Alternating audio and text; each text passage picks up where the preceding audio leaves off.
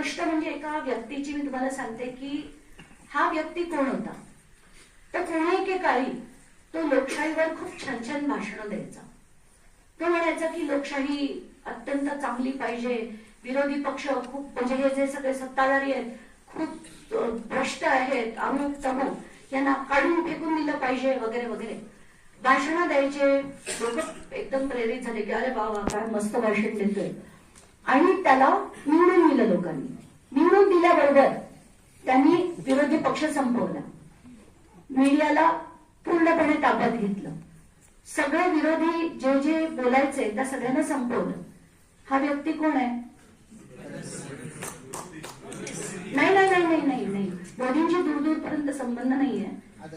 तुम्हाला वाटत असेल तसं, पण हे मी हिटलर बद्दल बोलते. पण आता तसाच काहीसा अनुभव आपल्याला आपल्या देशातही येतोय. आणि डेमोक्रेसी म्हणजे लोकशाही, जर त्यांचं जे वर्जन होतं ते मी मुद्दाम तुम्हाला सांगते.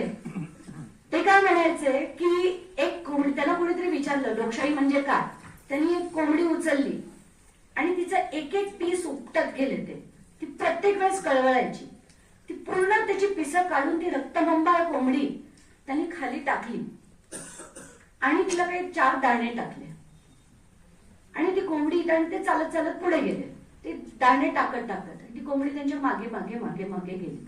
ही आहे लोकशाही, की लोकांना ओरबाडून काढायचं, साफ करायचं आणि मग त्यांच्या पुढे 4 दाणे टाकले ना तरी ते तुमच्या मागे मागे फिरतात.